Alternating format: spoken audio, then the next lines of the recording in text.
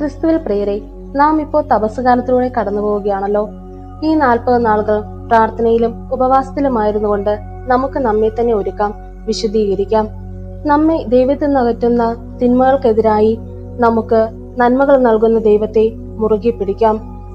ദൈവത്തിന്റെ പ്രിയപ്പെട്ടവരാണ് പാവങ്ങൾ, അവർക്കാണ് സ്വർഗരാജ്യം ലഭിക്കുക. നാം ചോദിക്കുന്നതിന് മുൻപ് തന്നെ നമ്മുടെ ആവശ്യങ്ങൾ അറിയുന്ന സ്വർഗപിതാവ് നമുക്കായി എല്ലാം നടത്തി തരുന്നില്ല എങ്കിൽ നാം നമ്മെ തന്നെ ആത്മശോധന ചെയ്യേണ്ട സമയമായി.